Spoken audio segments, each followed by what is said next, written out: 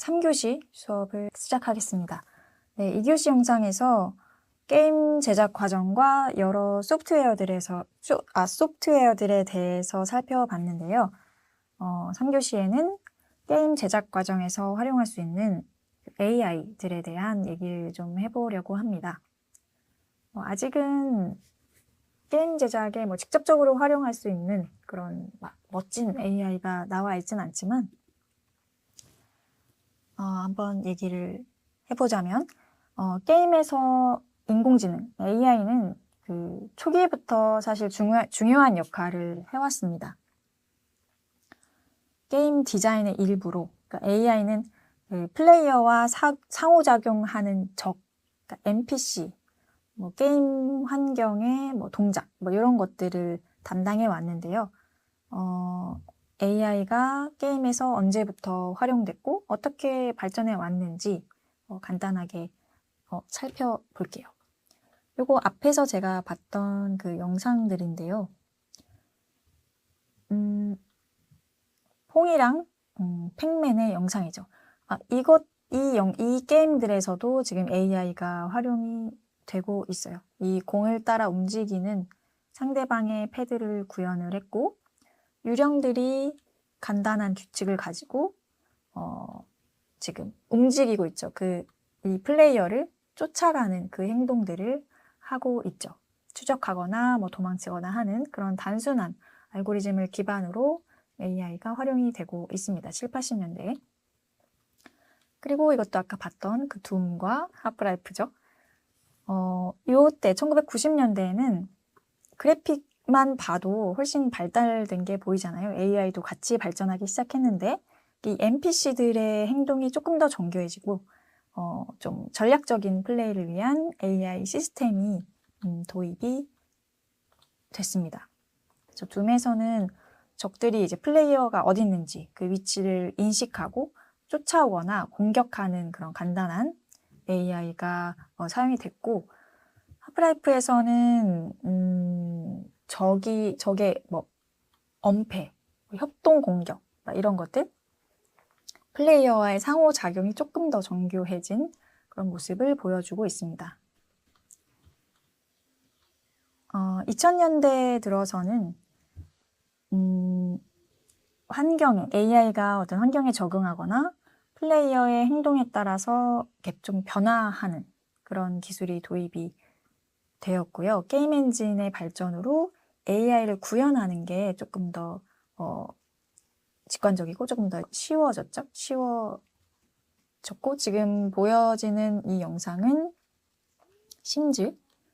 심즈2인데요.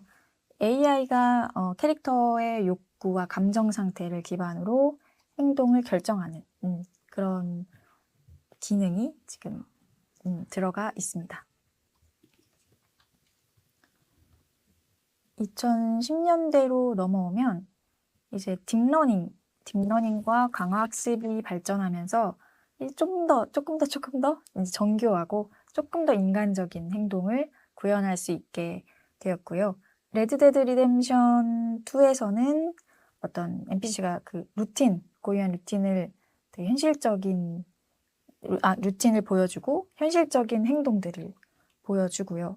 여기는 이거는 그 AI NPC들에 대한 어떤 설명을 해주는 그런 유튜브 영상인데 관심 있는 학생들은 검색해서 좀 봐도 재밌을 것 같고요. 조금 더 현실적이고 조금 더 감정적인 반응들을 보여주는 그리고 동료 NPC를 구현을 했습니다. 그러니까 이 AI NPC들은 보통 NPC들은 정말 가만히 서 있었잖아요, 예전에는. 근데 조금 더 자연스럽고 조금 더 진짜 같고 그런 방향으로 지금 계속 개발이 되고 있는 거죠. 그래야 게임에 더 몰입할 수 있게 되니까.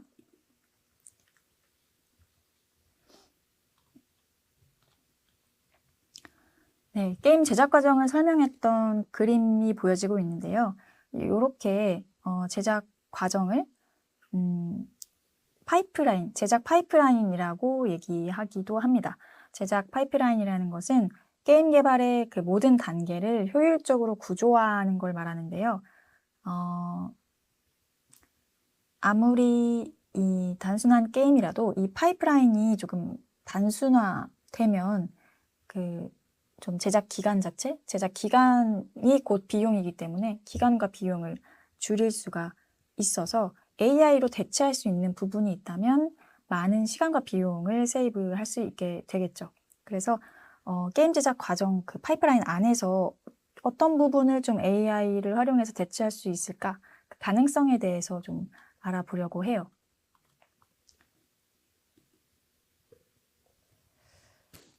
프리프로덕션 단계에서 이제 게임의 컨셉, 테마를 정하고 뭐 기획하고 이런 단계인데요. 크게 보면 이제 시스템과 콘텐츠를 디자인하는 완전 정말 기획 부분과 컨셉 아트나 뭐 디자인 같은 이 아트적인 부분 이렇게 두 부분으로 크게 나눌 수가 있어요. 그래서 일단은 이 콘텐츠를 기획하는 부분에 있어서 게임 플레이의 어떤 메커니즘이나 뭐 경제 시스템이라던가 뭐 전투 시스템이라던가 뭐 주요 퀘스트, 어떤 퀘스트를 줄 것이냐, 뭐 게임의 뭐 스토리 이런 것들 설계할 때 이거를 AI가 대신 해줄 수 있을까? 이런 질문, 이런 생각이 드는 거죠. 그래서 제가 그 LLM 기반의 AI로 테스트를 좀 해봤어요. 뭐 챗GPT나 챗GPT를 저는 좀 많이 쓰긴 하는데 일단 여기 있는 것들을 한 번씩 다 써보기는 했습니다. 근데 익숙해서 그런지 전 챗GPT가 조금 더 좋은 것 같더라고요. 이렇게 테스트를 해보기에. 그래서 MMORPG 같은 장르는 이 시스템 자체가 너무 복잡하게 얽혀 있으니까 이제 그거는 테스트를 하기 좀 어려울 것 같고 퍼즐 게임이나 뭐 어드벤처 게임류에서 게임의 스토리 정도는 그 AI가 충분히 할 수 있지 않을까라고 생각이 돼서 그 스토리 부분을 제가 한번 테스트를 해봤습니다. 정말 간단하게 그냥 짧은 게임 시나리오를 써줄래? 라고 질문을 이렇게 얘기를 했더니 그림자 속의 기억이라는 미스테리 어드벤처 게임의 스토리를 구성을 해줬고 이게 이제 처음 말을 할 때는 좀 제가 원하는 대로, 원하는 어떤 방향의 이야기가 당연히 안 나오겠죠. 저렇게 그냥 짧은 시나리오 그냥 써줘, 아무거나 써줘 라고 했으니까. 근데 여러 번 이제 반복을 해보다 보니까 원하는 결과물을 내기 위해서는 실제 아이디어를 내듯이 계속 질문하고 수정하는 과정이 좀 필요했어요. 근데 이 부분은 실제로 내가 기획을 하고 내가 스토리를 짠다라고 했을 때도 계속 아이디어를 내고 스스로 질문하고 수정하는 과정을 거치기 때문에 그 과정이랑 굉장히 유사하고요. 레퍼런스나 뭐 자료를 보면서 내가 그냥 아이디어를 떠올리는 시간을 굉장히 많이 단축시켜 주는 역할을 충분히 해주고 있었습니다. 그래서 기획이 막 크게 중요하지 않은, 뭐 예를 들면 차별화 같은 게 별로 중요하지 않은 단순한 뭐 휴대폰 게임 뭐 이런 경우에는 기획 단계에서 뭐 그냥 AI 써도 충분히 괜찮을 것 같고 내가 뭐 만들고 싶은 게임이 명확하다면 AI한테 질문을 계속하면서 내가 나만 만들어낼 수 있는 어떤 기획을 만들어낼 수 있을 걸로 보입니다. 뭐 하나의 툴로 활용을 하는 거죠. 아이디어를 주는. 네, 여러분들도 그 본인이 자주 쓰는 AI가 있죠. LLM 기반에. 거기서 이제 게임 시스템이나 뭐 콘텐츠, 뭐 스토리 이런 것들을 기획을 한번 해봐도 좋을 것 같아요. 다음은 이제 아트 쪽, 이미지 쪽인데요. 게임의 전체적인 분위기나 컨셉을 이미지로 보여주는 컨셉 아트, 캐릭터, 배경, 뭐 그런 디자인 분야예요.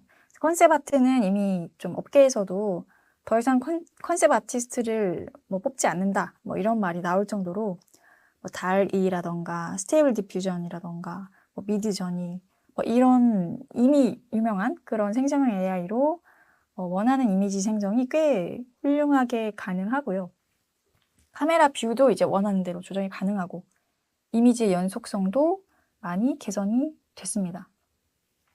컨셉 아트 정도는 얘기한 그 AI 툴을 활용해서 충분히 결과물을 만들어낼 수 있을 것 같고요. 근데 다만 이제 저작권 문제와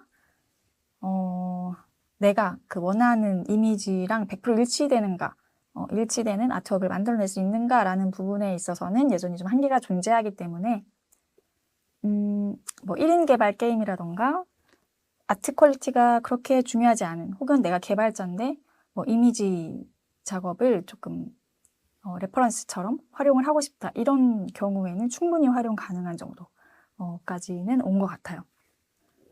자, 프로덕션 단계로 넘어가 보면 레벨 디자인은 제가 그 제작 과정 얘기할 때 좀 그냥 설명을 안 하고 넘어갔었는데, 액터를 뭐 배치하고 플레이어의 행동을 유도하고 플레이 흐름을 만드는 그 과정을 이제 레벨 디자인을 한다고 얘기를 해요. 액터라는 거는 이제 뭐 물건, 야외라면 뭐 나무, 돌, 뭐 캐릭터, NPC 뭐 이런 것들이 다 그냥 액터라고 얘기를 하고요. 그리고 그것을 이제 공간 안에 배치하는 것이 레벨 디자인이면서, 플레이어의 행동을 유도하는 것은 이런 지형 지물을 활용해서 이 플레이어가 어디로 가야 하는지를 좀 알게 하고, 뭐 이런 빛 같은 걸 통해서 이쪽으로 가야 되는구나 라는 것을 지형 지물들을 통해서 정보를 전달해주는 그런 역할을 하는 것이 레벨 디자인입니다. 그리고 그 플레이어가 이 물음표 벽돌을 건드려 보고 싶게 디자인되어 있죠. 그리고 얘는 그냥 딱 봐도 뭔가 피하고 싶게 생겼고, 그리고 캐릭터가 왼쪽에 서 있고 이쪽이 넓게 되어 있기 때문에, 그리고 이쪽을 보고 있죠. 일로 가야 되는구나를 자연스럽게 알게 된다는 거죠. 그러니까 이렇게 게임에 배치되어 있는 모든 것들은 다 계획적으로 거기 있는 이유가 다 있어요. 그거를 이제 레벨 디자이너가 이렇게 레벨을 디자인해 나가는 거죠. 그런 게 이제 레벨 디자인인데, 그리고 또 한 가지가 게임이 지루하지 않고 재밌을 수 있게 이렇게 난이도를 조절하는 그것도 이제 레벨 디자인을 통해서 합니다. 레벨 디자인은 영상으로 치면 영상에서의 연출과 같은 부분이라고 볼 수가 있는데요. 현재 나와 있는 AI 중에서는 이런 레벨 디자인에 활용할 수 있는 것은 사실 좀 없어 보이긴 해요. 하지만 이제 플레이어의 플레이 데이터를 학습시켜서 뭔가 개인화된 맵을 제공하도록 해서 개개인의 맞춤 난이도를 만들어내는 그런 AI 시스템, 이런 것들은 추후에 개발되고 활용될 가능성이 굉장히 높아 보이고요. 플레이어 맞춤형 경험, 어떤 개인의 뭐 게임 스타일이나 뭐 선호도에 따라서 뭐 난이도를 또 이 사람에 맞춰서 해준다거나, 개인의 경험에 맞춰주는 그런 AI가 그 정도는 이제 개발이 될 것 같아요. 그리고 이제 프로그래밍 부분에 있어서 게임 기능 구현을 하려면 이제 프로그래밍을 해야 되는데, 아까 그 언리얼 엔진에서 아티스트도 그런 걸 구현할 수 있도록 비주얼 스크립팅 기능이 있다고 제가 얘기를 했었잖아요. 그래서 이제 그것들을 실제 그 프로그래밍 언어로 질문을 해도 ChatGPT가 답변을 잘 해주는 걸로 알고 있긴 하지만, 이제 저는 블루프린트를 주로 사용을 하기 때문에 이렇게만 적어도 아이템 위치를 랜덤하게 스폰시키는 블루프린트를 알려줘, 이렇게만 해도 얘가 알려줄까 싶어서 이렇게 진행을 해봤는데, 아직 뭐 완벽하진 않고, 그리고 그렇지만 이제 블루프린트를 뭐 분석해서 설명해 주거나 오류를 찾아주고 텍스트로 어떻게 구현을 하면 돼 라고 알려주는 정도, 그러니까 조력자 역할을 충분히 해줘서 굉장히 저는 고무적이었고, 이 인터랙션을 구현할 때 AI를 충분히 활용해도 되겠다라는 생각이 들었습니다. 물론 아예 모르면, 아예 이 시스템에 대해서 전혀 어떻게 구동되는 것인지 모르는 상태라면 아마 AI 활용이 어려울 거고요. 기본적으로 방식에 대해서 이해하고 있으면 AI를 충분히 활용해서 원하는 인터랙션을 구현할 수 있을 것으로 보입니다. 그리고 이 라이브링크 페이스라는 거. 나를 3D화해서 제가 아까 제작 과정에서 잠깐 얘기했던 것 같은데 립싱크까지, 그러니까 페이셜 모션 캡처, 페이셜 캡처까지 한 번에 이렇게 할 수 있는, 그러니까 이런 거 같은 경우는 이 모델링 단계와 애니메이션 단계를 하나로 합쳐버리는 게 가능해지는 거죠.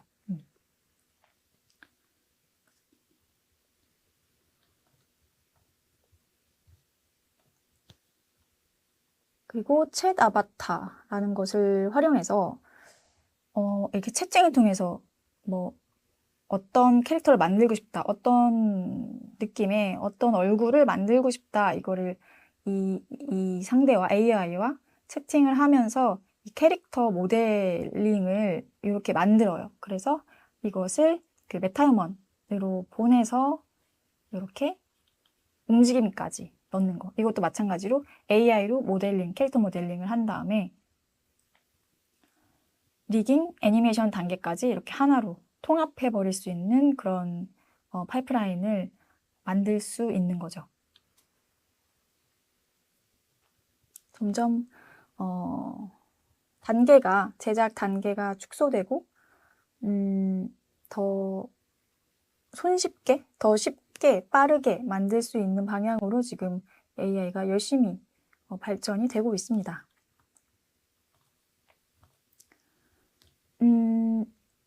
그리고 이것은 모델링은 사실 뭐 텍스트 to 3D, 이미지 to 3D AI가 이미 많이 개발이 되어 있고요. 이런 AI 모델링의 퀄리티가 꽤 괜찮아서 배경이나 뭐 프랍 같은 경우는 충분히 AI 활용이 가능하고요.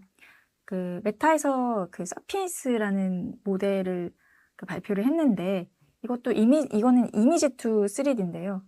이쪽에 이제 노멀, 깊이라고 생각하면 될 것 같은데 이 노멀의 퀄리티를 보면 꽤 괜찮아서 이거는 사진 한 장을 넣었을 때 이런 3D 모델로 뽑아주는 건데 굉장히 디테일하고 정교하게 뽑아내는 것을 볼 수가 있습니다. 그러니까 앞으로 더 정교하고 퀄리티 좋은 3D 모델을 얻을 수가 있겠죠. 네.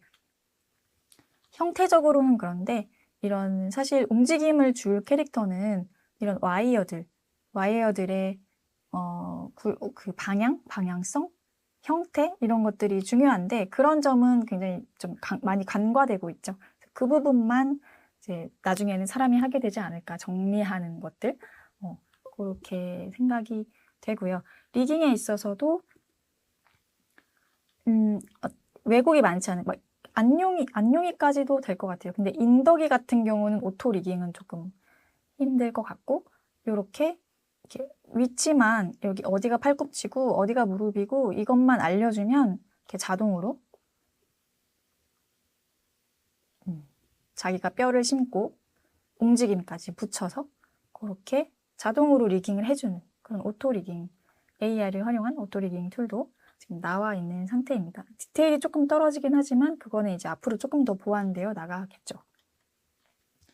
애니메이션도 우리가 좀 편리하게 빨리 하기 위해서 모션 캡처를 사용을 하지만 이 뭐 플라스크나 뭐 무브 AI, 뭐 로코코에서도 동영상이나 웹캠 기반으로 한 AI 모션 캡처가 이제 많이 나왔어요. 그러니까 장비가 아예 필요 없이 모션 캡처를 장비를 통해서 하려면 굉장히 번거로운 과정이 있고 또 굉장히 고가인데 그런 거 필요 없이 카메라로 나를 찍으면 이런 움직임 데이터를 받을 수 있는 그런 이제 AI 모션 캡처가 나왔고 퀄리티가 많이 좋진 않지만 그래도 어느 정도 쓸 수 있는 정도 나오고 있고 이것도 계속해서 발전할 거기 때문에 네, 나중에는 장비 없이 모션 캡처가 가능한 그런 단계로 가게 될 것 같아요.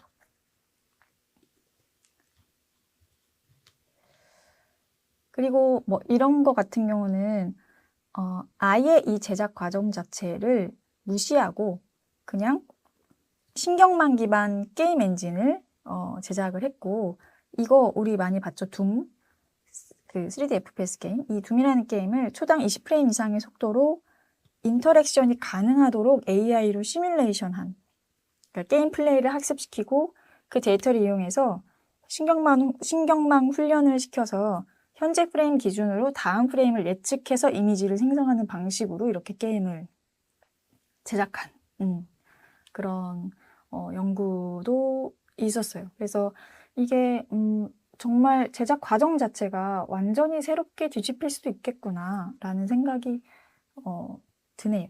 그리고 또 하나 재밌는 연구가 비디오 투 게임인데요. 비디오 기반 게임을 연구를 했는데 실제로 플레이했을 때 좀 뭐 한계점이 좀 많긴 했는데